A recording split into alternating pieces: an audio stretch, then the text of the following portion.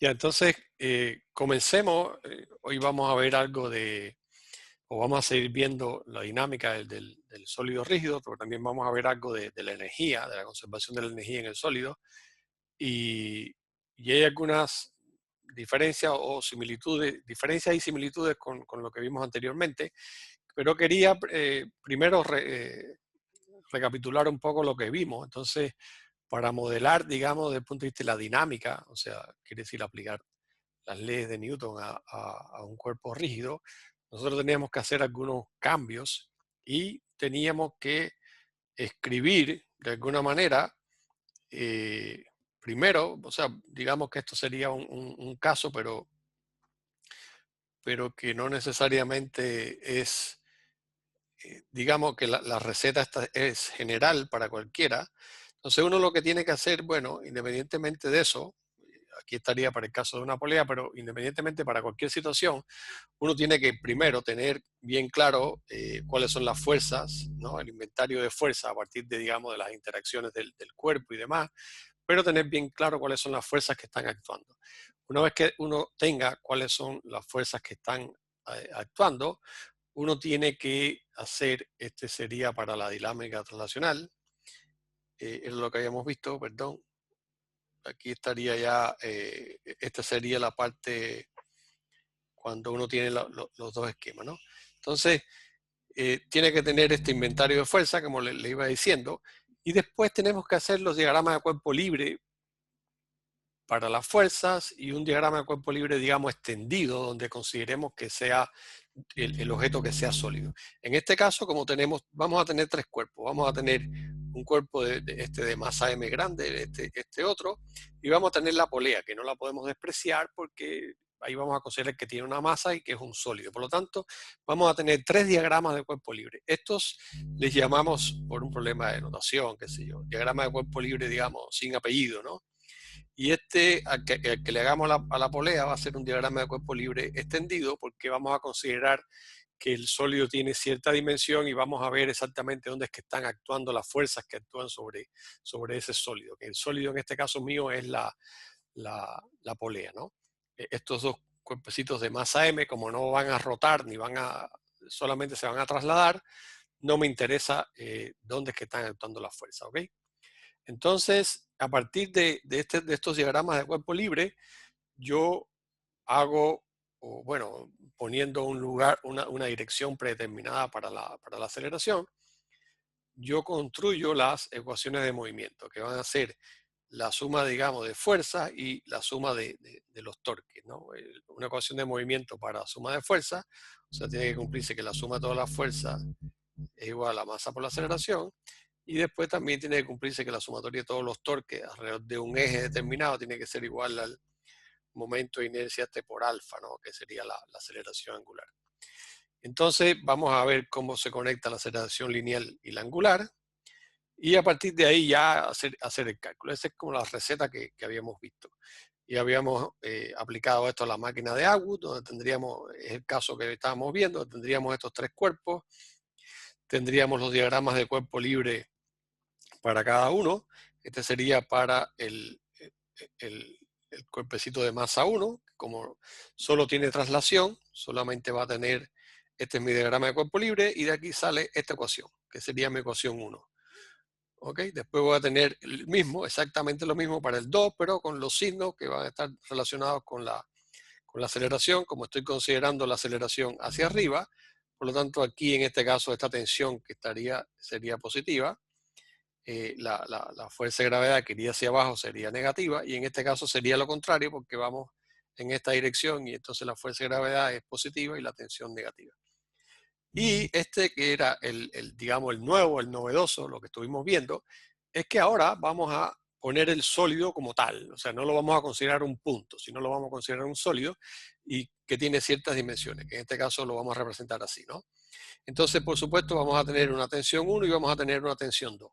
Habíamos acordado o habíamos digamos, entendido y razonado que las tensiones tenían que ser distintas porque si no, no giraba el cuerpo, ¿no? Si las tensiones eran iguales, eso no gira. Entonces, claro, había una tensión que era mayor que la otra y por lógica, si esto va en esta dirección, esto va a estar girando en esta dirección y por lo tanto T2 iba a ser mayor que T1, ¿no? Porque por eso lo representábamos estos vectores, digamos, de distintas maneras, ¿no? Por supuesto, también tenemos una interacción con el soporte, con el techo, con lo que sea. Sobre la polea también actúa la fuerza de gravedad, pero estas son fuerzas que no me interesan, porque a mí lo que me interesa es el movimiento del cuerpo, del sistema, y me interesa la rotación. Y como estas dos fuerzas, ni la del soporte ni la fuerza de gravedad, no hacen torque, y no hacen torque porque fíjense que ellas actúan sobre el centro de masa, y esto está girando alrededor del centro de masa. Por lo tanto, como les escribo aquí, el torque es el R cruz F, donde R es el vector que va desde el eje de rotación hasta donde está actuando la fuerza. Pero si la fuerza está actuando donde mismo está el eje de rotación, obvio que es cero. ¿Ok? R es cero para el soporte y para la fuerza de gravedad. ¿Ok? Porque pasan por el eje de rotación o pasan o están ubicadas en el eje de rotación. Entonces, T1 y T2 no, porque T1 y T2 actúan lejos o separados de este eje de rotación, a una distancia R que es el radio. Entonces tendríamos un T1 actuando a la izquierda, el T2 a la derecha, y estos serían los radios que le corresponde a cada uno de dónde está actuando la fuerza. Por lo tanto, asumiendo una dirección positiva del torque, que en este caso el positivo vamos a asumir que es el torque que realiza T2, que estaría entrando hacia la pantalla, sería este positivo y el T1 sería negativo. Entonces llegamos a esta ecuación. ¿Ok? Entonces fíjense que vamos a tener tres ecuaciones. Y como les decía, tenemos tres ecuaciones con tres incógnitas y estamos listos. Y la otra ecuación que nos faltaba es la que relaciona el momento lineal con el momento angular, que es simplemente que vamos a tener que la aceleración lineal es alfa por r. Eso lo vamos a ver incluso un poquito en detalle también hoy, aunque eso lo había comentado en la clase anterior. ¿Ok? Entonces, bueno, a partir de aquí ya uno resuelve eso y llega a una expresión para la aceleración que era esta expresión. Y aquí la diferencia con el caso cuando la polea es sin masa es simplemente este término que está acá. ¿Ok? ¿Alguna duda? ¿Alguien que se quedó con alguna duda, alguna precisión?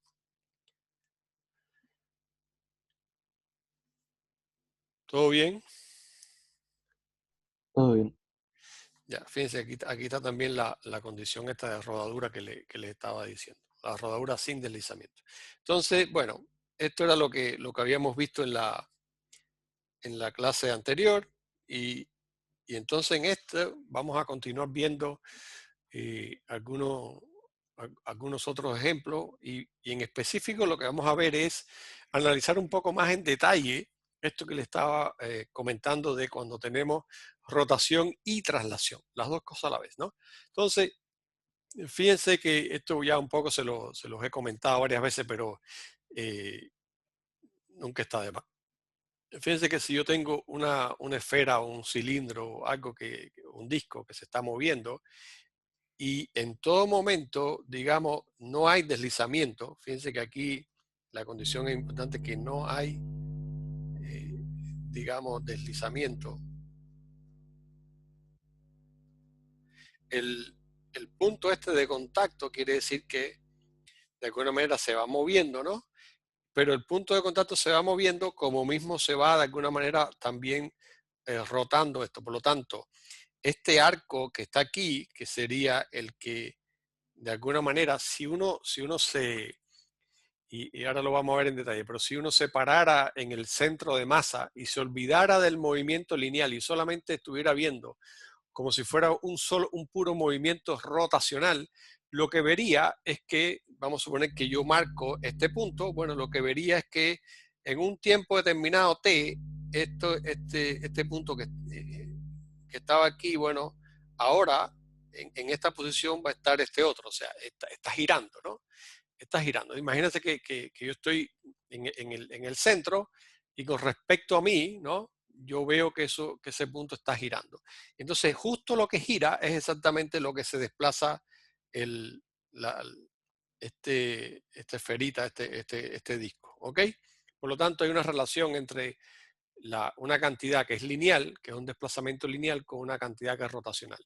Y esto ya un poco se lo había comentado. Que entonces, este arco, que es ese, está relacionado con el ángulo θ a través de ese radio, ¿ok? Entonces, esta es la expresión que les había comentado en la clase anterior, porque alguien me lo preguntó, pero que igual, bueno, lo vemos de nuevo ahora. Entonces, fíjense, y de nuevo le insisto, que este θ aquí, para que esto sea válido, tiene que estar en unidades en radianes, ¿no? Porque fíjense que cuando θ vale 2pi, que significa una vuelta completa, entonces el arco nos da 2pi por r, que sería el perímetro, lo cual es completamente lógico. Que cuando doy una vuelta completa, lo que me trasladé es 2pi r, ¿ok? Está claro eso, ¿no? Si tienen alguna pregunta, me dicen, eso no hay problema, ¿ok? Entonces, fíjense que ahora, entonces este movimiento va a tener tanto una, tanto traslación como rotación. Si yo me paro en un punto del disco, ¿no? Por ejemplo, vamos a suponer aquí, esto debe haber sido alguna animación. Si quieren lo podemos hacerle un zoom para que un poco se entienda, ¿no? Si yo, si yo me paro en el centro de masa, mi centro de masa, que sería el punto medio, él no está girando, ¿no? Él está fijo con respecto al suelo, con respecto en ese caso, a la mesa, con respecto al nivel de la mesa, él está siempre a la misma distancia, por lo tanto, el movimiento del centro de masa sería ese punto verde, esa línea verde, de color verde más o menos, que está así prácticamente paralela a la superficie de la mesa. Pero si yo tomo otro punto cualquiera del disco que esté fuera, por ejemplo, que esté en el perímetro externo, ¿no? Lo que pasa es que eso, fíjense que va a tener un movimiento que va a ser como una cicloide, se le llama, ¿no? Que es este movimiento que va a ser así, ¿no? Que va a tener esta forma que están viendo ahí, la línea roja que están viendo en pantalla, ¿no? Porque, digamos, en este punto es cuando aquí sería cuando hay contacto, en este punto acá, y después, digamos, que sube, que este sería el punto máximo cuando giró y llegó al punto máximo y después vuelve, y por supuesto ese es un movimiento que se repite. Y ese sería que, digamos, que si uno puede hacer de alguna manera marca un punto y con alguna cámara va viendo cuál es la posición de ese punto, lo que va a ver es eso, ¿ok? Entonces, bueno, esto no es tan complicado. Entonces, aquí está un poco lo que yo también les comentaba en la clase anterior. Nosotros entonces vamos a tener que el, el, el punto, si yo parto de que el arco tiene esta forma, entonces la velocidad con la que se está moviendo, digamos, lo que se está trasladando, o la velocidad del centro de masa, por llamarlo de alguna manera, ¿quién va a ser? Bueno, va a ser eh, esta distancia S que recorre en el tiempo, ¿no? Si yo lo llevo a derivada, sería, digamos, ds en dt. Si lo quiero escribir como una diferencia, sería como el delta S entre el delta t, sería perdón, este sería no sería aceleración, sino sería la velocidad. ¿Ok? La velocidad no es más que la variación de la posición en el tiempo. Cuando uno lo lleva a derivada, es la derivada de la posición en el tiempo. Pero esa sería como la velocidad instantánea. Pero si el movimiento es rectilíneo uniforme, entonces simplemente delta S entre delta T. Entonces, de igual manera, si uno quiere calcular la aceleración, bueno, la aceleración sería la derivada de esa velocidad en el tiempo, o la aceleración sería delta v entre delta t, o también uno lo puede ver como la segunda derivada de la posición en el tiempo. Entonces, si ahora, donde está este delta s, ¿no? Porque yo eh, puedo escribir esto, si yo hago un desplazamiento infinitesimal delta S, esto va a estar relacionado con ángulo infinitesimal delta teta, ¿no? Esto es válido. De igual manera que tengo esto, bueno, de aquí obtengo esto, es igual. Entonces, si donde está delta S o ds pongo r de teta, entonces voy a obtener esta expresión. ¿Ok? Entonces, fíjense que ahí fácilmente simplemente sustituyendo ds por r de teta y me queda r de teta en dt. Y noten que este d teta en dt, ¿quién es? Bueno, es la variación, ¿no?, del ángulo en el tiempo. ¿Y esto quién era? Nosotros ya estudiamos quién era eso. Eso era simplemente omega, o sea, la velocidad angular. Por lo tanto, de alguna manera yo estoy relacionando aquí ya no solo el desplazamiento con el ángulo, sino estoy relacionando la velocidad que trae mi sistema, en este caso el centro de masa, con la rotación que estoy teniendo. ¿Ok? Entonces fíjense que aquí voy a tener una ecuación que me va a relacionar una magnitud que es lineal con una magnitud que es angular, que sería la velocidad angular. Y de igual manera, aquí tengo lo mismo. De igual manera, aquí tengo que la aceleración del centro de masa va a ser R por de omega en dt, que esto va a ser alfa, que va a ser, o sea, la variación de la velocidad en el tiempo y la aceleración angular. ¿Ok? ¿Alguna duda aquí? ¿Algo que no entendieron? ¿Alguna pregunta? No. Bueno, perfecto entonces. Entonces, yo creo que está claro, no es difícil de entender esto, es simplemente una relación entre los dos tipos de movimientos. Entonces, claro, vamos a tener, como les comentaba, vamos a tener que la aceleración digamos, del centro de masa va a estar relacionada con la aceleración angular. Si hay aceleración, ¿no? Si el movimiento es rectilíneo uniforme y no hay aceleración del centro de masa, no hay aceleración angular, ¿ok? Eh, y la velocidad del centro de masa, que a ver si está aquí porque no nos pusieron, y la velocidad del centro de masa está relacionada con la velocidad angular a través de esta expresión, ¿no? La velocidad del centro de masa sería R por omega, ¿ok? Entonces, bueno, veamos ahora, una vez que ya tenemos claro, y que aunque ya lo habíamos visto, pero que tenemos claro ya cómo se relacionan estas variables angulares con las lineales, vamos ahora a suponer que tenemos un determinado carrete, ¿no?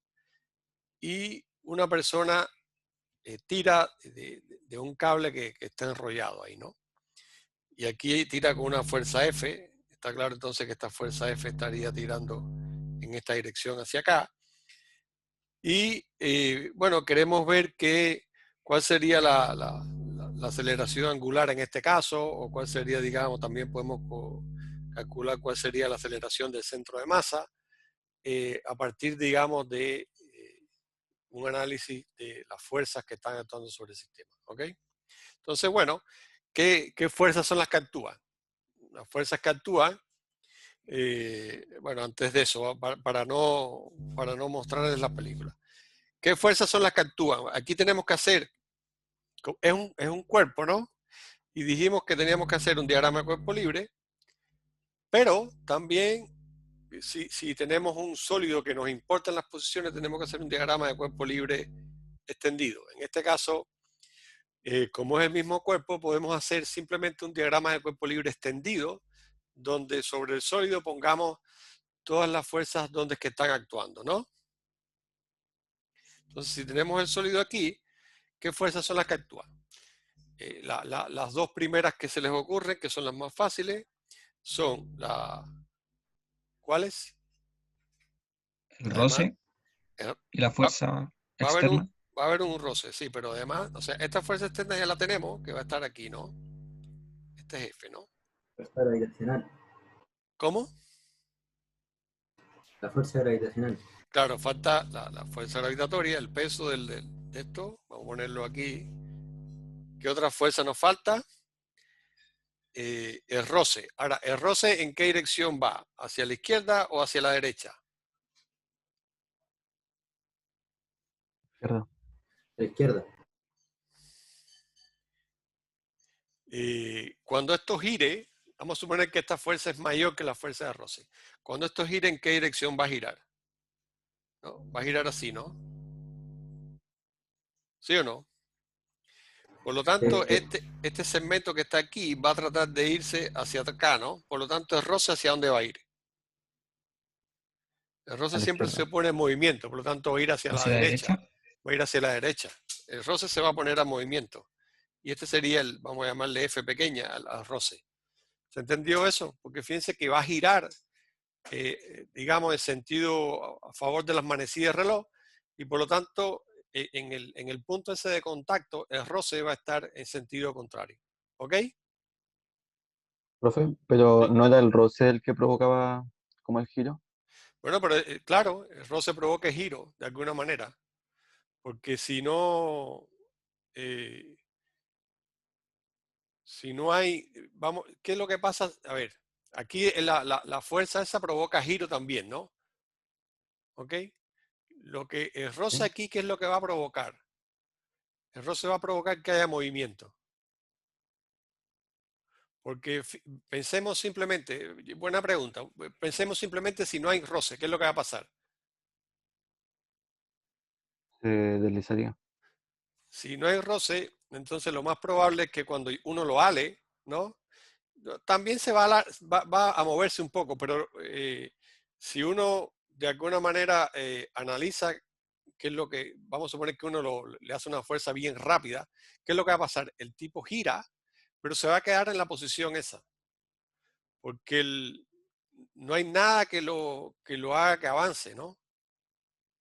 Entonces, cuando o sea, va a avanzar un poquito, va a avanzar un poco por la actuación de la fuerza, pero cuando está el roce, lo que va a hacer es que va a haber un contacto de esta esfera o de este carrete con el suelo y entonces, de alguna manera, lo que va a hacer es que el carrete va a moverse, digamos, sin despegarse del suelo porque va a haber un contacto ahí. No sé si me entiende, puede parecer un poco enredado, pero es un poco lógico, ¿no? Sí, ahora entendí. Entonces, el roce se opone como a una, entre comillas, tensión que hay, que se forma.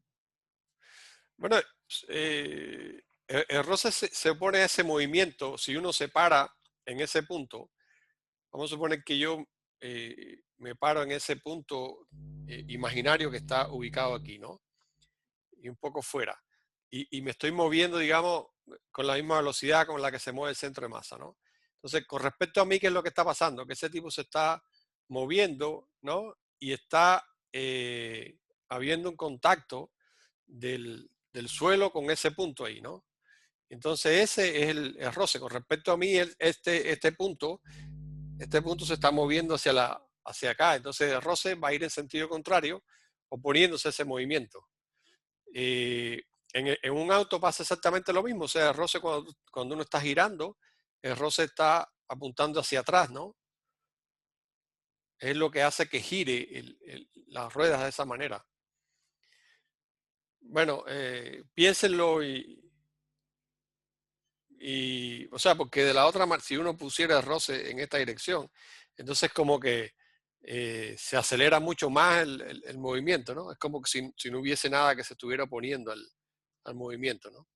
Entonces, bueno, ahora cuando pongamos las ecuaciones lo vamos a ver. Y ahí nos falta una fuerza más y es una normal, ¿no? Que estaría el contacto entre el carrete y el suelo. Aquí hay una normal. Aquí tiene que haber una normal también. ¿Ok? Que es la interacción entre el carrete y el suelo. ¿Ok? Y esas serían las 4 fuerzas que tenemos. ¿Está claro ahí? Sí, Tenemos entiendo. estas F, el roce, la fuerza de gravedad y la normal. ¿Ok? Y entonces, bueno, estas son aquí están representadas, ¿no? Está representada bueno, yo hice la fuerza de gravedad demasiado grande, ahí me equivoqué yo porque si vamos a ser consecuentes con los tamaños de los vectores, si la normal es así, bueno, la fuerza de gravedad tiene que ser igual porque en ese eje no hay movimiento, ¿no? Que era un poco lo que está representado aquí. Estas dos fuerzas tienen que ser iguales, ahora lo vamos a ver con las ecuaciones. Claro, entonces está el roce y estaría esta fuerza F. Entonces, si uno hace simplemente la suma de la fuerza, nos queda que esta fuerza F más el roce sería igual a la masa por la aceleración del centro de masa. ¿Ok? Fíjense que aquí, al escribir la segunda ley de Newton para la traslación, no me interesa dónde es que están ubicadas, sino la dirección. Por lo tanto, estas dos fuerzas serían positivas en este caso. Entonces eso me lleva a que, de alguna manera, las dos están contribuyendo al movimiento, ¿no? Entonces, bueno, y la otra en el eje Y o en el eje vertical sería la normal igual al peso, que era un poco lo que le estaba comentando. ¿Ok? Y entonces lo que nos queda es escribir cuál sería el torque respecto a un eje de rotación que podemos asumir el eje de rotación con respecto al centro de masa. Entonces, con respecto a este centro de masa, las posiciones, las fuerzas que hacen torque, como ya un poco habíamos visto también, las únicas fuerzas que van a hacer torque van a ser la fuerza F y el roce, porque como habíamos visto aquí, esta fuerza P está actuando sobre el eje y por lo tanto, o sea, sobre el centro de masa y por lo tanto su radio es cero. Y la otra, que sería la normal, sería colineal con el radio. Por lo tanto, el producto cruz también sería cero. Por lo tanto, ni la normal ni el peso realizan torque ahí. Entonces, las únicas que realizan torque serían F mayúscula y el roce, ¿no? Serían estas dos las únicas que realizan torque. Entonces, bueno, asumo positivo la dirección de esta fuerza, el torque que realiza esta fuerza lo asumo positivo, que en este caso el torque estaría entrando. Ustedes lo pueden calcular, o sea, a ver, buscan R buscando F y estaría entrando a la pantalla. Por lo tanto, tendría esta dirección. Y entonces el de la fuerza de roce sería contrario. ¿Ok? Entonces, esta sería la segunda ecuación que tenemos. Entonces, ya tenemos una ecuación para la aceleración de centro de masa y una expresión para la aceleración angular que está al favor. Y tendríamos el momento de inercia de ese carrete, ¿no? Ya, entonces esto nos lleva a partir de, por supuesto, tenemos que poner esta condición de rodadura, que ya lo habíamos visto varias veces, que la aceleración del centro de masa está relacionada con la aceleración angular de esa manera. Entonces, uno lo que obtiene es que, en este caso, aquí ya pusieron directo esto, ¿no?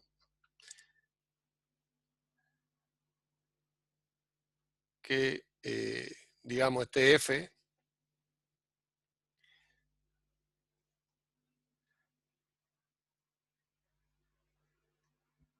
recuerden que esto es un medio de M por R cuadrado, es el momento de inercia del disco o de un carrete.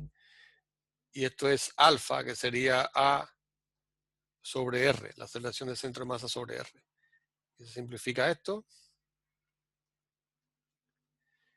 Y tengo entonces además otra ecuación. Tendremos esta primera ecuación, que F más F es la masa por la sección de centro de masa.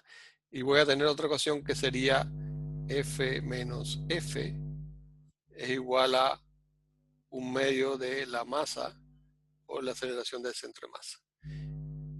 ¿Ok? Entonces, de estas dos ecuaciones, yo puedo encontrar cuánto va de la aceleración del centro de masa, que sería esto que está aquí. ¿Ok? Y puedo incluso encontrar una relación de F con cuánto sería la fuerza de roce en ese caso, ¿no? Fíjense que esto, y aquí conviene detenerse un poco, ¿no? Este es un roce, ahora lo vamos a ver quizá un poquito. Este es un roce que es un roce estático, no es un roce cinético. Entonces, no tiene un valor, el valor que tiene. Ustedes recuerdan, en algún momento yo se los comenté, cómo era bueno, este era un problemita que les quería hacer. ¿Cómo era la relación de la fuerza de roce con qué era?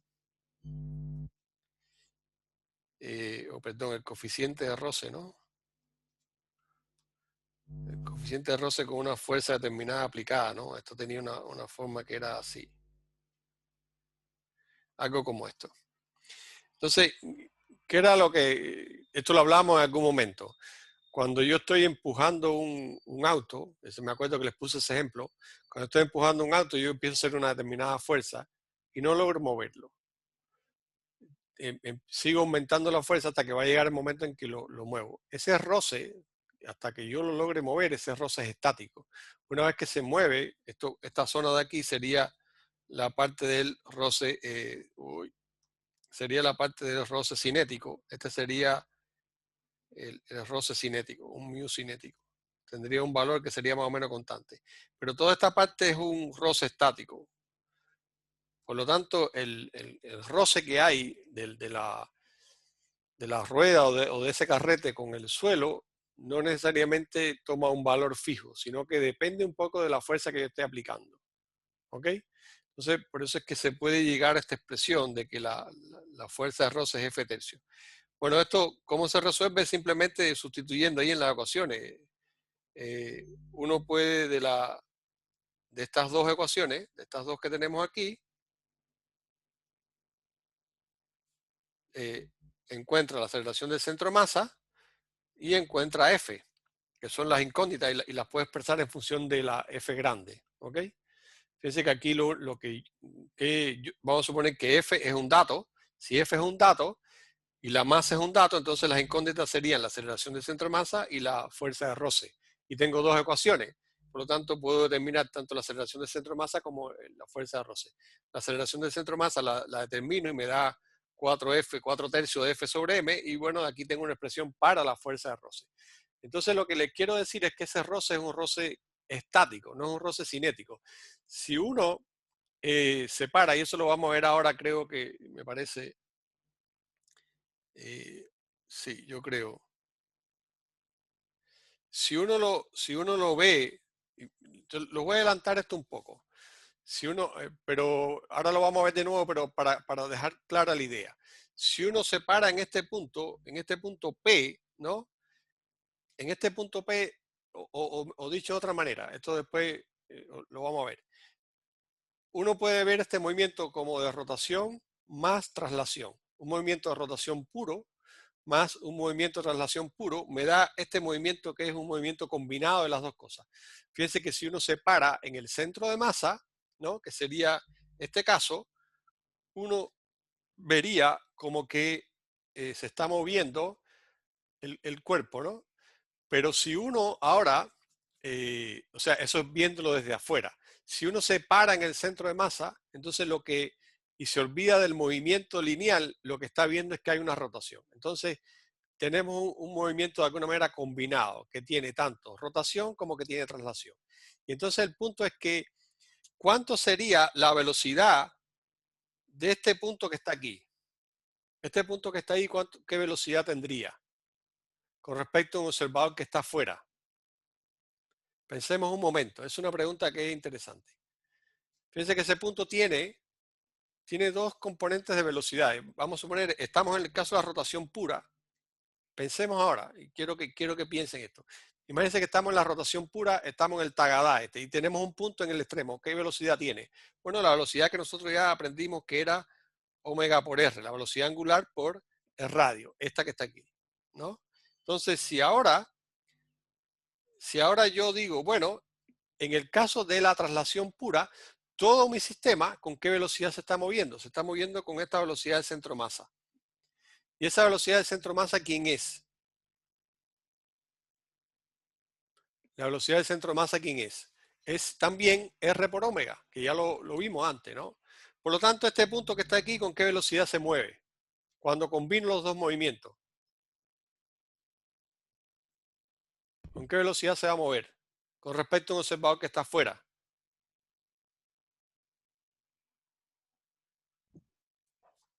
¿Alguien que sabe? ¿Eh? ¿Cero? Cero.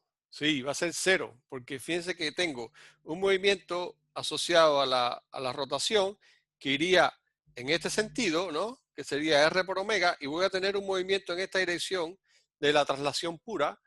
Por lo tanto, cuando combino los dos movimientos, este punto va a tener la velocidad cero. Ese punto es como si no se moviera. Por lo tanto, es lo que les comentaba, que es como si tuviera un roce, digamos, estático, ¿no? No tiene un roce cinético. El roce cinético, digamos, cuando hay deslizamiento, ¿no? Entonces, esto es un roce estático. Entonces, al ser un roce estático, no tiene un valor fijo, que sería como el roce cinético, que es simplemente la normal por este coeficiente de roce cinético. Eso sí es un roce que, de acuerdo a este grafiquito que les estaba mostrando, aproximadamente en toda esta zona, el valor del mu es constante. Sin embargo, el roce estático, que es toda esta zona, como les comentaba hace un rato, va a depender de la fuerza, porque el roce estático lo que más podemos decir es que tiene un máximo, ¿no? Y en teoría uno establece que es tiene un valor máximo que va a ser un mu estático máximo por la fuerza, ¿no? Y ese valor será cuando, digamos, empiece ya como a mover, como en el límite ahí ya. Pero por lo tanto, en toda esta zona tengo un roce estático que no es necesariamente constante, que no es el mismo. Por lo tanto, este roce, fíjense que depende exactamente de la fuerza. Mientras más fuerza haga, ese roce va incrementándose. Bueno, va a llegar un momento en que cuando el roce alcance, o perdón, cuando esa fuerza tenga un valor muy grande, ya eso se va a hacer mayor que el roce estático. Vamos a llegar a una zona donde lo que va a hacer es deslizarse. ¿Ok? Eso un poco que por intuición uno se lo imagina, ¿no? Que si yo hago una fuerza muy rápida o muy brusca, entonces no le da, va a ser mucho mayor que el roce estático, y entonces se va a deslizar el cono. Va a haber también algún roce estático, pero también va a haber un deslizamiento. O sea, van a haber las dos componentes. Pero eso ya sería un poquito más complicado. No sé si se entendió todo. ¿Alguna pregunta, algo? ¿Cómo se vería desde fuera ese como velocidad cero del punto de abajo? Claro, es que eso es una velocidad instantánea. Si uno o sea, si uno le tira, si uno hace, hazte la idea que le pueda tomar como fotos así, bien, bien rápido a ese punto, entonces vería que ese punto prácticamente como que no se está moviendo en un instante de tiempo determinado. ¿Ok? Es un eje de rotación pero que tiene velocidad cero, pero digamos un instante. Después se corre y es un poquito complicado de entender, pero si uno hace simplemente, es capaz de tirarle una foto o dos o tres fotos, pero muy seguido, muy cerca, se va a dar cuenta que la diferencia de posición de ese punto va a ser prácticamente, en el tiempo no cambió, porque lo que se está moviendo hacia adelante, él se está moviendo así. Es como si uno, o dicho de otra manera, ¿no? Si uno fuera capaz de viajar, si uno fuera capaz de viajar en ese punto, eh, con respecto a ti, ese punto no se estaría moviendo. A ver, fíjense que eso es un movimiento que es eh, en un instante de tiempo. Obvio que todo el sistema se está moviendo, pero en ese instante de tiempo ahí, lo mismo que tú te mueves en una dirección, él se está moviendo hacia atrás. O sea, háganse la idea que esto, imagínense, yo lo estoy moviendo así. A ver, vamos a ver si lo logro hacer. Lo estoy moviendo en esta dirección, pero a la vez lo estoy rotando. Entonces, yo puedo hacer ver que, mírense en esta parte de abajo, parece como si no se estuviera moviendo. ¿Por qué? Porque lo que estoy avanzando, él está girando. Entonces es como una compensación de los dos movimientos. Obvio que al final todo se mueve, ¿no? Pero digamos que un instante ahí de tiempo parece como si eso no se moviera. Es una, digamos, un poco de ilusión, ¿no? Pero es viendo un instante de tiempo, parecería que en ese instante eso no se está moviendo, ¿ok? Está claro que después eso se traslada y ese punto es móvil porque no es en la misma partícula, sino que, o no es el mismo segmento del carrete que se queda, sino que se trasladó y hay otro que está ocupando esa posición, pero es una, digamos, es como verlo un instante de tiempo, no sé, es un poco, pues, hay que pensarlo un poquito y tratar de entenderlo, pero así es como es. Eh, ya, entonces, bueno, este era un problemita que igual se lo...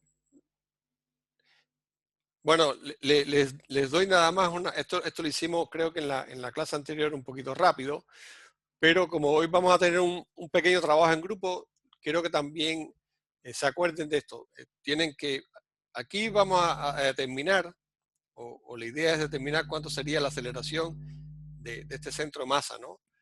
Y entonces lo que tenemos que hacer, no lo voy a resolver completo, pero lo que tenemos que hacer es igual establecer sobre ese sólido que esté ahí cuáles son las fuerzas que actúan y hacer un diagrama de cuerpo libre extendido, que si lo hacemos de alguna manera estaría, digamos, la fuerza de gravedad, habría una normal que no exactamente estaría actuando aquí, sino que estaría actuando en este punto. Voy a tener, ¿qué otra fuerza es la que me falta entonces? Si eso, digamos, gira, habíamos hablado de que aquí voy a tener también una fuerza de roce que va a estar en esta dirección.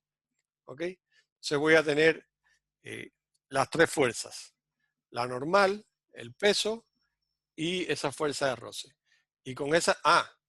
y claro, y con esa voy a escribir las ecuaciones de la sumatoria de todas las fuerzas es la masa por la aceleración, y la sumatoria de todos los torques va a ser igual a I por alfa. ¿Ok? Y a partir de aquí voy a poder encontrar cuánto es la aceleración de ese centro de masa. Ok, Profe, entonces, sí, es que me confundí con la fuerza de roce, porque ese cuerpo estaría girando, pero hacia hacia la abajo, sí, izquierda. hacia la Entonces la derecha. fuerza de roce no tendría que ir hacia el otro lado. Estaría girando, estaría moviéndose hacia acá, ¿no? Y esto estaría girando así. Sí, tienes toda la razón. Tienes toda la razón. Entonces, está girando así, por lo tanto, el roce está así. ¿Ok?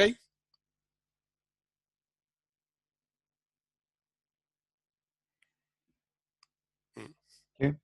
Sí, ¿no? Ya, entonces, bueno, eso se los voy a dejar para que ahorita cuando trabajen lo hagan. O sea, porque vamos a ver un problemita de tres cuerpos cayendo y ahí lo podemos aplicar. Bueno, y si no lo terminamos hoy, lo hacemos en la próxima clase cuando empecemos. Ya, entonces vamos a hablar ahora, esto está mal aquí, esto no sé por qué se fue aquí.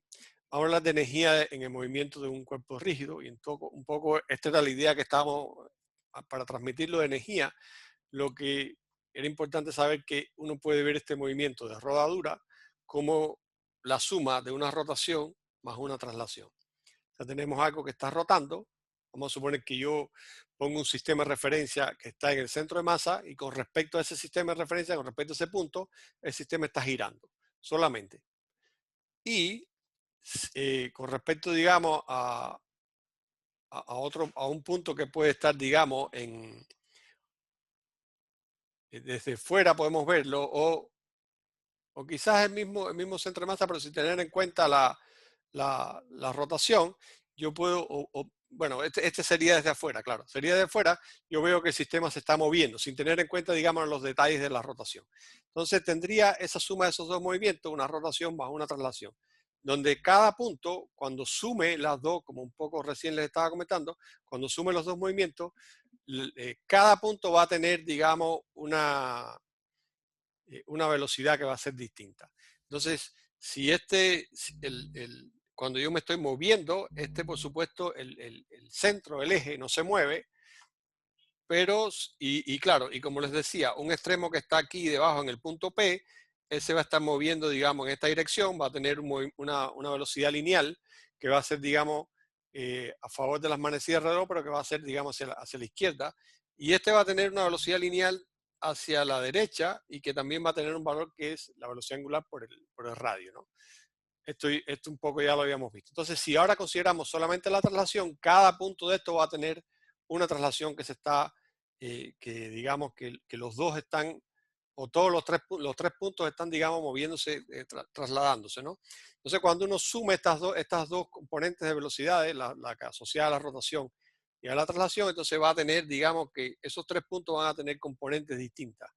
El centro de masa sí va a ser igual, porque en la rotación no se mueve, por lo tanto, solamente hay contribución de traslación. Pero entonces, este punto, como habíamos comentado, va a tener una componente de rotación y una de traslación, y que cuando la asume al ir en sentido contrario, da esta ilusión de que no se está moviendo. O sea, aparentemente en un instante de tiempo es como si tuviera velocidad cero. Y el punto superior entonces pasa todo lo contrario, que se suma la rotación con la traslación y entonces da una impresión de que ese cuerpo se mueve con una velocidad de 2 veces la velocidad del centro de masa. Entonces, ¿cómo podemos ver esto, por ejemplo? Ahora se me ocurre. Imagínense ahora se me ocurrió esta expresión para ver si lo podemos entender. Imagínense ahora que yo me pongo en ese punto P. ¿Ok? Imagínense que yo estoy en ese punto P. Y el cuerpo, para mí es como si el cuerpo estuviera girando alrededor de ese punto P. ¿Ok? Imagínense esto. Yo me paro en el punto P y con respecto a ese punto P, yo no me estoy moviendo y veo que todo lo demás se está moviendo o está girando. Todo lo demás está girando. Él no se está moviendo, pero todo lo demás está girando. Entonces, es un sistema de referencia que estaría parado en ese punto P. Entonces, con respecto a ese punto P, el centro de masa, ¿con qué velocidad se está moviendo? Bueno, se está moviendo con omega por R, que sería la velocidad de ese centro de masa. Pero el punto P', que está más arriba, ¿a qué distancia está de ese punto P? Está a 2R. Por lo tanto, la velocidad lineal que tiene es omega por 2R. Sería 2 veces la velocidad del centro de masa. O sea, con respecto a ese punto, el que está arriba se mueve 2 veces porque como está más alejado del eje de rotación, y ese sería como un eje de rotación ficticio, instantáneo, que yo estoy poniendo ahí para un poco imaginarnos la situación. O sea, me paro en ese punto P y yo no me estoy moviendo, pero veo que el centro de masa se mueve con omega por R, pero el punto P' se mueve al doble velocidad porque está más lejos y por lo tanto tiene que recorrer más rápido, la velocidad lineal tiene que ser más rápido. No sé si se entendió ahora, pero esa es otra manera de verlo o de analizarlo, ¿no? Ya, entonces, si uno quiere ver esto ahora, la energía cinética asociado a esto, entonces tendríamos una energía cinética de traslación y una energía cinética de rotación. En el videíto de la profesora Javiera, ella les dedujo más o menos aproximado cuál sería la energía cinética de rotación y es simplemente esta expresión que está aquí, que sería un medio de, en vez de la masa, del momento de inercia, por la velocidad angular al cuadrado. Fíjense que tiene como la misma estructura, pero con componentes angulares. Y tendríamos entonces la suma de tanto la parte rotacional, que sería esta, y la parte traslacional, que es la energía cinética que habíamos estudiado antes, que era un medio de la masa por la velocidad. ¿Ok? Entonces vamos a tener esos dos términos. Donde este IP ahora, fíjense que sería, ¿quién es IP? IP sería como el momento de inercia alrededor de ese punto P.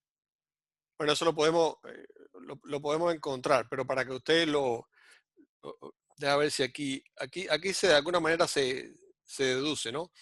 Pero no les voy a decir esto, sino vamos a suponer que esto, cuando suma estos dos, el K rotacional más el K de traslación, esto va a ser un K total, ¿no?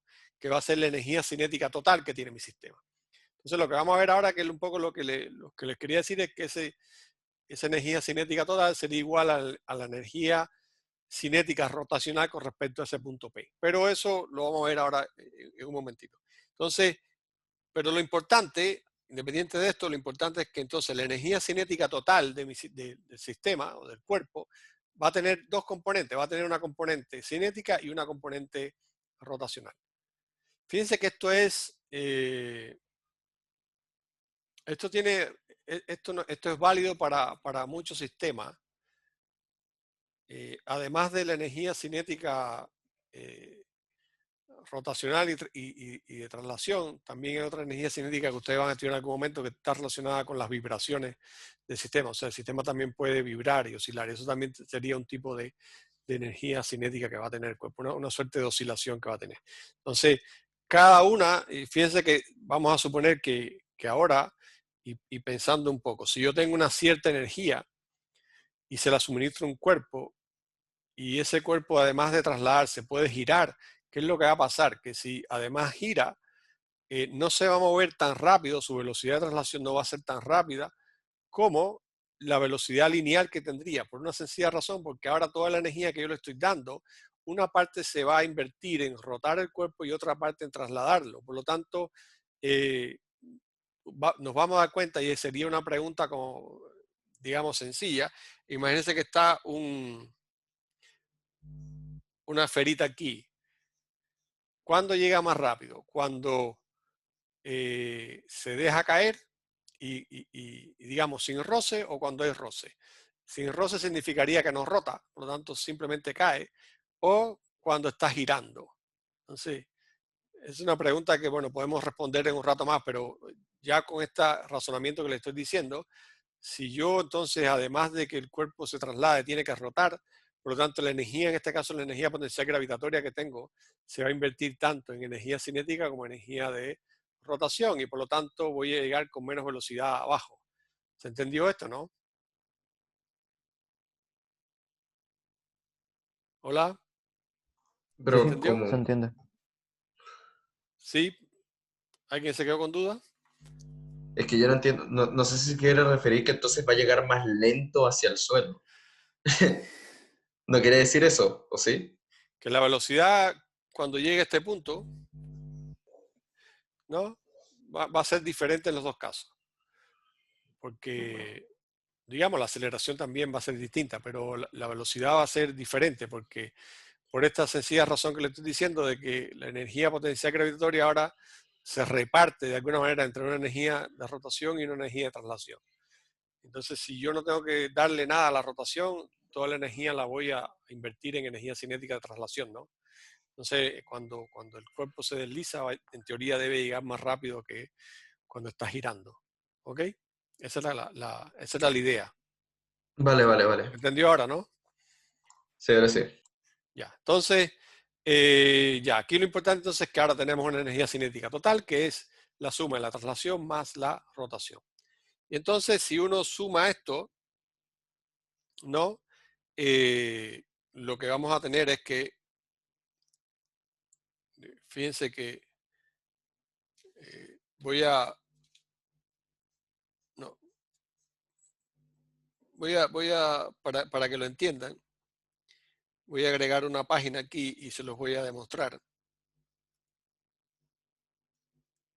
sea, nosotros teníamos la energía de rotación más la energía cinética de traslación. Esto es un medio de I, el centro de masa, por omega cuadrado. Y esto es un medio de la masa por la velocidad del centro de masa al cuadrado, ¿no? Pero fíjense que esto, ¿quién es? La velocidad del centro de masa, ¿quién es? Es omega por R, ¿no? ¿Sí o no? Entonces, escribamos esto como un medio de I por centro de masa omega cuadrado más un medio de M R cuadrado omega cuadrado. Y esto lo puedo escribir como un medio de omega cuadrado por I del centro de masa más mr cuadrado. ¿Y esto qué es? El teorema de los ejes paralelos. ¿Recuerdan? Que vimos en la clase anterior. ¿Se entendió, no? Sí, ahora sí. O sea, si yo quiero calcular cuánto es el momento de inercia con respecto al punto P, ¿quién sería? El momento de inercia con respecto al centro de masa más M, la masa del cuerpo, por la distancia al punto P, que en ese caso sería R cuadrado. Por lo tanto, IP, que no sé por qué lo pusieron aquí tan se supone que uno lo vea, pero el IP sería el I del centro de masa más mr cuadrado. ¿Ok? Por lo tanto, si uno se da cuenta, es exactamente lo mismo. Por lo tanto, la energía total de rotación más traslación es igual a la energía de rotación con respecto al punto P. O sea, eso es un poco lo que les comentaba, que es como si el sistema, si yo me paro en el punto P, y que sería como un eje de rotación instantáneo, ese punto es como si el cuerpo estuviera girando alrededor de ese punto P, y entonces ahí tendría un momento de inercia diferente al que tendría o el que tiene en el centro de masa. ¿Ok? Bueno, pero esto es dos cosas. Esto es digamos, es un caso particular, que es lo importante y lo general. Que la energía cinética es la suma de las dos energías. Y bueno, y lo otro que aplicamos aquí, que también es bien general, es que, y que se me olvidó un poco comentarle en la introducción, es que cuando quiero calcular el momento de inercia con respecto a un eje que no pase por el centro de masa o el que no tenga el dato, bueno, lo puedo calcular a partir de esta expresión a partir del momento de inercia con respecto al centro de masa más m por la distancia a donde esté el eje ubicado, ¿no? Entonces, bueno, veamos ahora un pequeño ejemplo tenemos una barra que está libre, que tiene una longitud L y tiene una determinada masa m, y queremos saber cuánto sería la velocidad angular cuando la barra esté en la posición vertical, o sea, cuando esté aquí verticalmente. Entonces, fíjense que ahí, esto sería el análogo a dejar caer una pelotita, ¿no? De cierta altura. Lo que pasa es que aquí está rotando. La barra que está así va a caer, ¿no? Entonces la pregunta es, bueno, ¿qué velocidad va a tener o qué velocidad angular va a tener la barra? O bueno, ¿qué velocidad lineal puede tener el centro de masa? También lo pudiéramos calcular a partir de ese omega, ¿no? Entonces, fíjense que aquí esto lo vamos a resolver. Bueno, si uno, si uno lo quiere resolver por calculando la aceleración es un poquito complicado porque fíjense que el torque que realiza la fuerza de gravedad, la dirección va cambiando, el ángulo ese va cambiando, entonces puede ser un poquito complicado calcular eso aplicando las ecuaciones de dinámica. Por lo tanto, con conservación de la energía puede ser mucho más fácil. Entonces, bueno, ¿qué energía vamos a tener ahí? La energía inicial va a ser una energía potencial gravitatoria. Igual como quiera, vamos a considerar la energía potencial gravitatoria en la posición del centro de masa, y después vamos a ver en qué se convierte esa energía potencial gravitatoria en una energía, digamos, cinética de rotación, ¿no? Entonces, es las dos energías que vamos a tener aquí, una gravitatoria y una de energía cinética de rotación. Entonces vamos bueno, esto un poco para decir que no sé por qué Juan Pablo lo puso aquí, pero es complicado obtener esto a través de las aceleraciones o el torque, sino que es mejor utilizar la energía para obtener esa velocidad, o sea, utilizar el teorema de conservación de la energía, ¿no?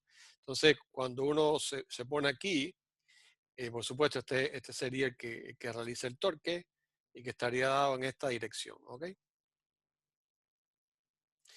Y si uno quiere analizar qué energía tiene el sistema, entonces vamos a suponer cuando estamos en la posición horizontal, uno puede poner el nivel del cero de energía potencial. Recuerden que el cero de energía potencial nosotros lo podíamos poner donde quisiéramos, era un problema de conveniencia, pero nos conviene aquí porque finalmente lo que nos interesa es que ese centro de masa va a ir a esa posición y por lo tanto nos conviene poner el cero ahí en esa posición. Ese sería mi H igual cero.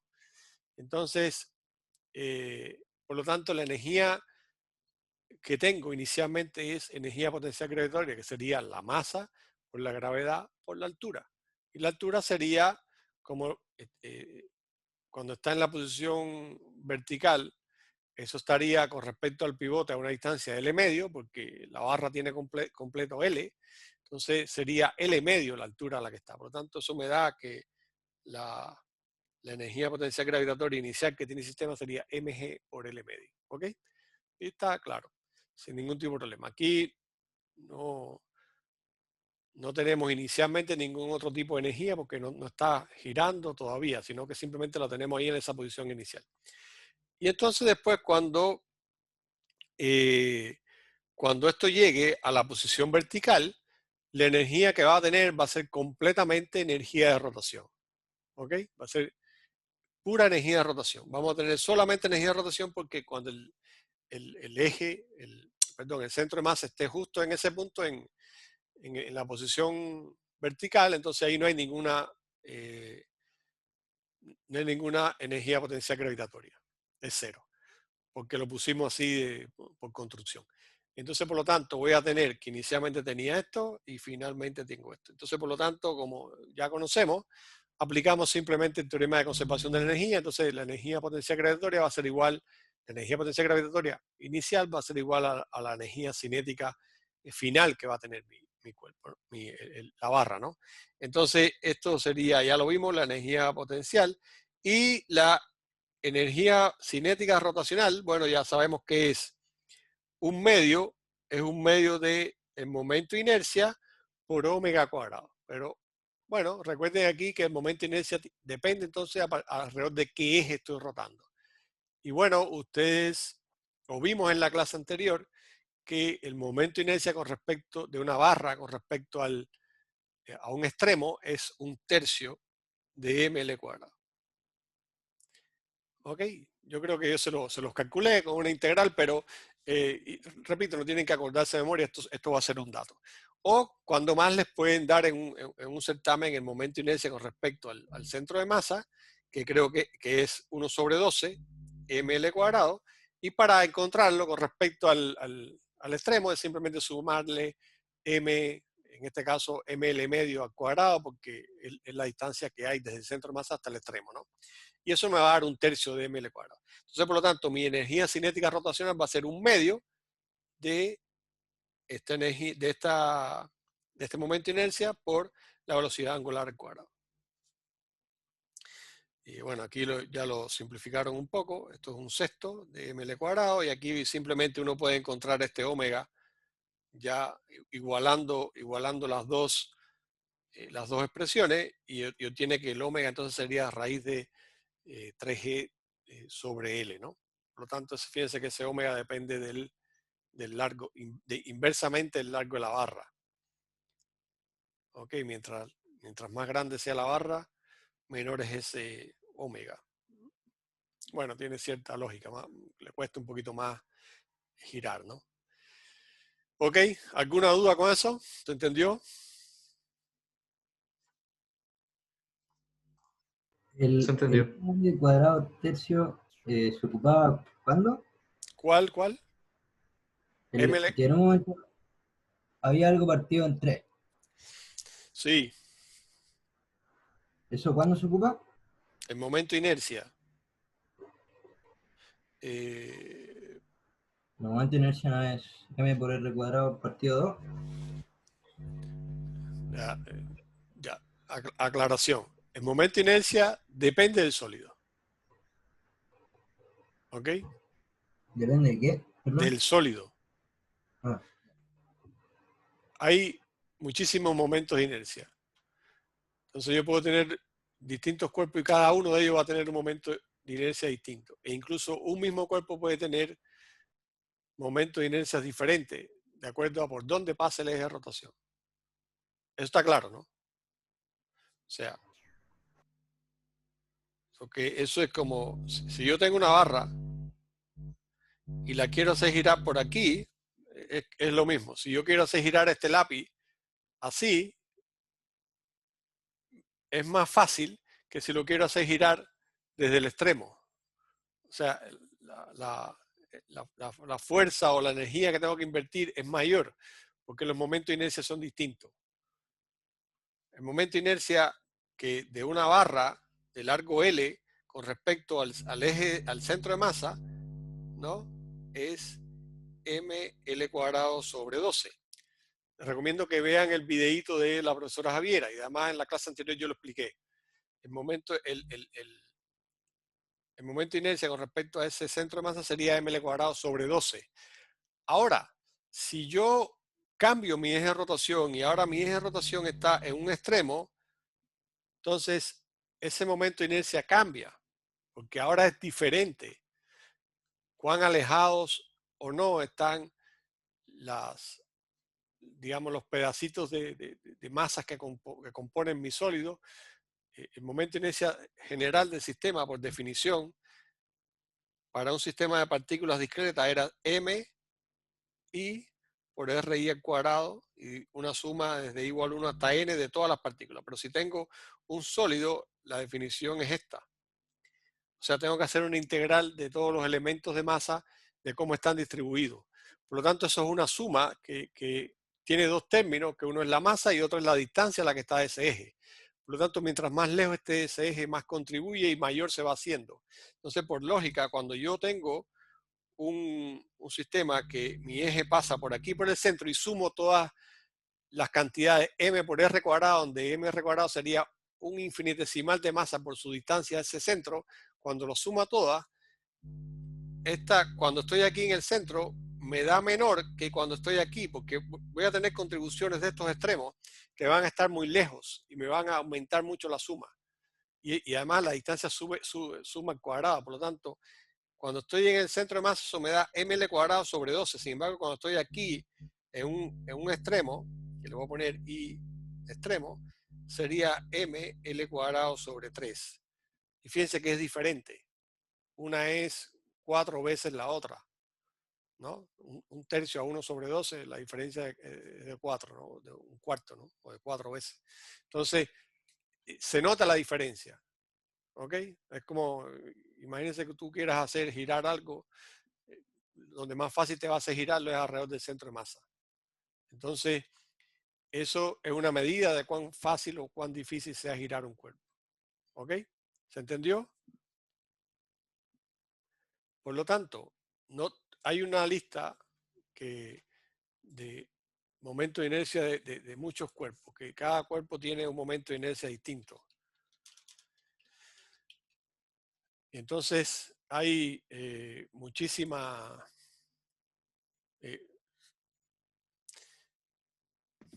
Profe, sí, me perdí en la parte del momento de inercia exterior, lo sacó con la fórmula del momento de inercia paralelo que se llamaba, que sí, es... el eje, Ah, ya, el teorema de los ejes paralelos.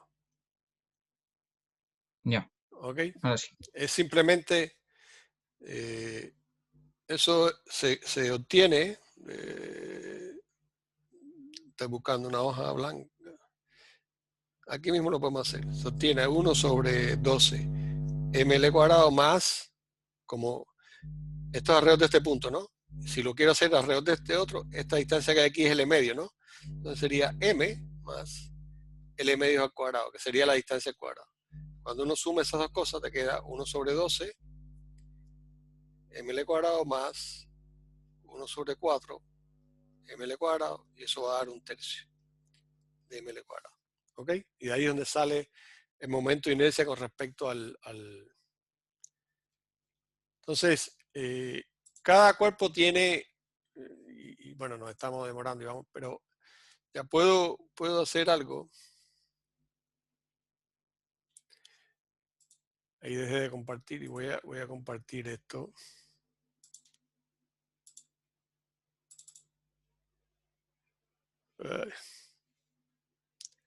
No sé qué hizo, que se perdió. Están viendo ahí la pantalla, ¿no?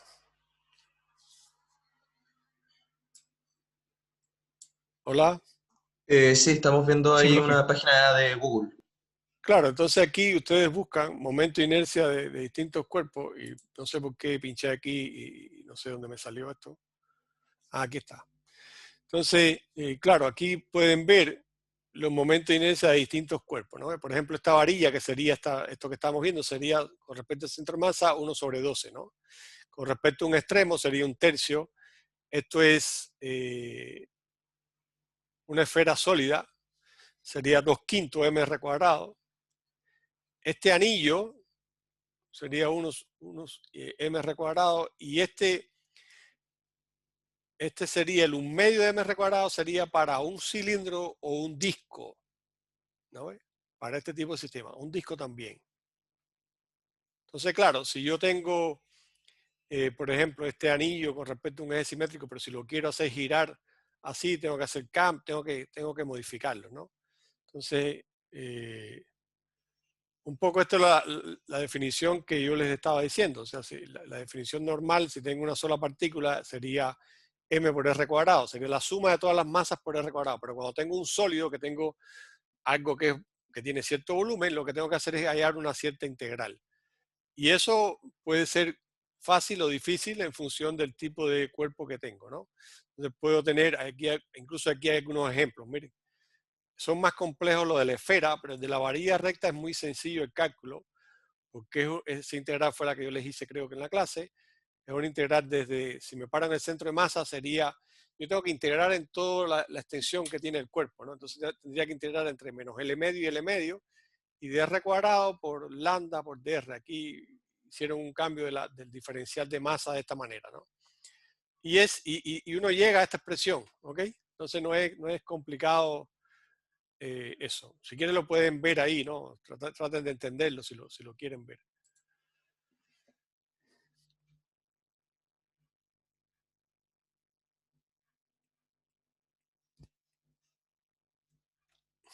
Ya, entonces, desafortunadamente estamos con muy poco tiempo.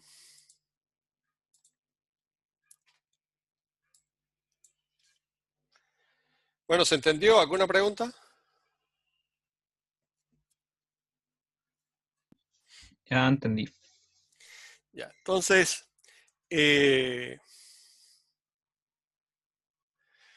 ya, hagamos lo siguiente, porque como no tenemos tanto tiempo, yo les voy a dejar de tarea,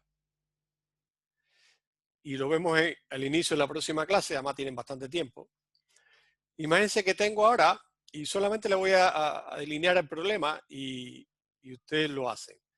Voy a tener esos tres tipos de cuerpos. Tengo el anillo este, tengo un cilindro y tengo una esfera. Cada uno de ellos tiene un momento de inercia distinto, como recién les estuve mostrando, ¿no? Entonces, la idea es, bueno, ¿cuál de ellos llega más rápido abajo?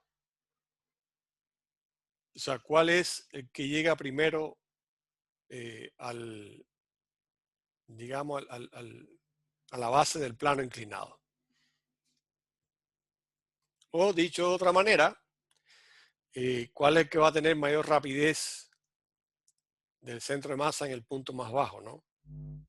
Entonces, para eso, ¿qué es lo que vamos a hacer? Bueno, simplemente tener en cuenta la conservación de la energía. Entonces vamos a tener que inicialmente vamos a tener mg por una cierta, vamos a suponer que esto tiene una altura h, por una altura h. ¿Y eso a quién va a ser igual? A ver, después, eso es en este punto, ¿no? En el punto A, por llamarlo de alguna manera. Cuando estamos aquí abajo, que estamos en el punto B, yo puedo colocar que la energía potencial gravitatoria en este punto vale 0, y por lo tanto, en ese punto, ¿qué voy a tener? Claro, aquí estoy asumiendo además que ruedan sin deslizarse, ¿no? Entonces, ¿qué voy a tener en ese punto? ¿Qué energía voy a tener?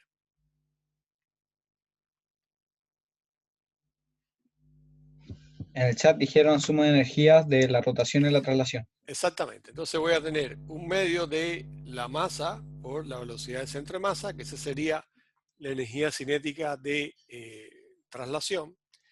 Y además voy a tener un medio de la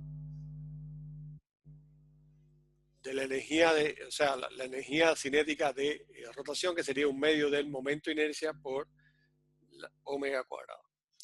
Entonces lo que quiero que hagan de tarea, por favor, háganlo de tarea, es que encuentren una expresión. Vamos a suponer que, y vamos a hacer lo siguiente, vamos a suponer que los momentos de inercia los voy a representar de la siguiente manera. Una constante que le voy a llamar, a ver qué letra le podemos poner, K. Bueno, K, sí. No, alfa, vamos a ponerle alfa, si total aquí no se ocupa de la alfa. Alfa por mr cuadrado. ¿Ok? Donde alfa va a ser distinto para cada uno de ellos, ¿no? Alfa puede ser 1, puede ser 1/2, puede ser 2/5. O sea, va a tomar un valor que va a depender del cuerpo que yo estoy analizando. Pero le voy a poner un alfa para que quede una expresión que sea general, en función de ese coeficiente. ¿Ok? A partir de esa tabla, ustedes lo pueden buscar en, esto es un anillo. El anillo, si mal no recuerdo, sería mr cuadrado, por lo tanto el alfa sería 1. En el caso del disco es 1/2 mr cuadrado, aquí el alfa sería 1/2, y si mal no recuerdo la esfera sería 2/5, ¿no? Entonces, en función de ese alfa, lo hacemos una vez y ya después simplemente sustituimos el valor de alfa y vamos a encontrar cuánto es la velocidad en función de ese alfa. ¿Ok? Entonces, lo que vamos a hacer ahora entonces es escribir esto aquí y además tener en cuenta que la velocidad del centro de masa, ¿quién va a ser? Va a ser omega por R. Entonces, a partir de esta ecuación, entonces lo que tienen que hallar es cómo se relaciona omega, que lo más probable es que sea la raíz de algo, y aquí va a haber un h, que no sé si está en el numerador o en el denominador. Y el alfa tiene que estar en algún lugar por acá adentro. ¿Ok? Esa es la expresión que quiero que encuentren, que trabajen y lo hagan. ¿Ok? ¿Se entendió o no? Sí. O sea, no es muy complicado, es simplemente sustituir ahí omega, donde está la velocidad del centro de masa. Bueno, aquí puse omega, perdón, podemos, lo que nos piden en realidad es v, ¿no? Es algo así, yo no estoy ahora, pero igual yo creo que sí, que es una raíz y tiene unos componentes ahí. Entonces lo que me pide, lo que queremos es ver cuánto es esa velocidad del centro de masa. ¿Ok? Y eso es simplemente ahí sustituyendo, agrupando los términos de la derecha y ustedes van a ver que es relativamente sencillo. ¿Ok? Entonces, bueno, ¿alguna duda?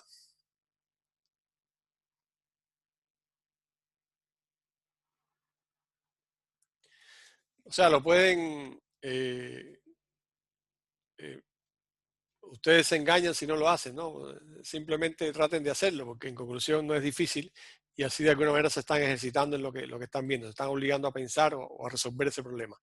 Y además entonces yo quiero que analicen además para la próxima clase que por lógica, ¿cuál ustedes creen que es el que debe llegar más rápido aquí abajo, ¿no? Un poco relacionándolo con esto que estábamos hablando, de que la energía que yo tengo, que es energía potencial gravitatoria, se va a transformar en energía cinética más energía cinética rotacional. Y entonces, fíjense que la energía cinética rotacional tiene una componente que, o sea, depende del momento de inercia. Por lo tanto, me interesa y influye, como dice Eduardo, influye cuál tiene más o menos momento de inercia, porque si tiene mayor momento de inercia me cuesta más hacerlo rotar. Y si tiene menos momento de inercia, se va a mover más fácil.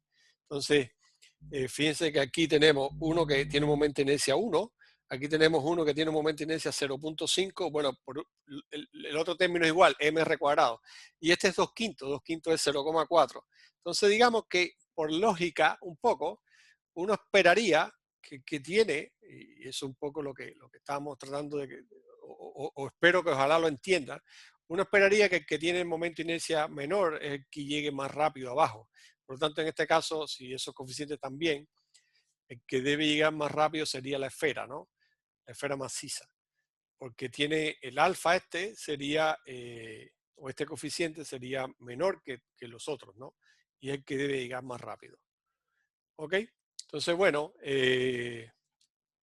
los dejo que resuelvan esto y que, bueno, que estudien y entonces ahí después yo les estaré enviando estos problemas que les estuve comentando y ahí después ponemos algún tipo de horario para reunirnos más adelante. ¿Ok? ¿Alguna pregunta, algo que quieran comentar?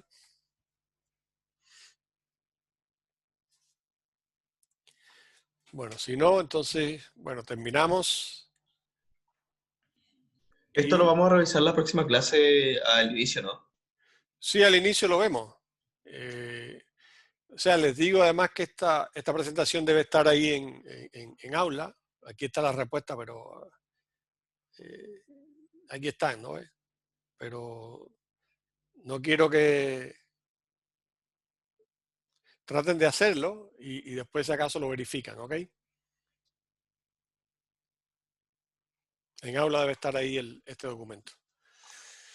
Ya, ok. Bueno, cuídense. Que tengan una feliz semana, lo que queda, y buen fin de semana. Chao. Vale, profe, muchas gracias. Chao. Que esté bien. Chao, profe, gracias.